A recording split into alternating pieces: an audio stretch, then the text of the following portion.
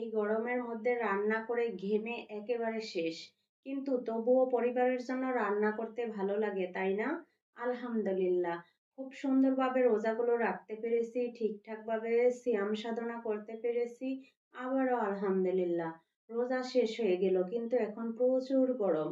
এই গরমে ঘেমে নিয়ে শেষ। পরিবারের জন্য রান্না করছি। শুধু আমি নই, আমার মতো হাজারো আপু এই কষ্ট করছেন। আমার মতো যে আপুরা রান্না করছেন গরমের মধ্যে, তারা আসলেই প্রশংসার যোগ্য। পরিবারের জন্য ভালোবাসা থেকে যে রান্না করেন তার মূল্য কখনো কমে না। কিন্তু এখন ভাইয়ারা আর যে আপুরা রান্না করেননি তারা বলবেন তাহলে কি আমরা ঈদ মোবারক কম পাবো? একদমই না। ঈদ তো সবার জন্য আনন্দের দিন। রান্না করুন বা না করুন, ঈদ মোবারক সবার জন্যই সমান। যারা গরমের মধ্যে কষ্ট করেছেন তারা দোয়া আর ভালোবাসার ভাগ বেশি পাবেন ইনশাল্লাহ।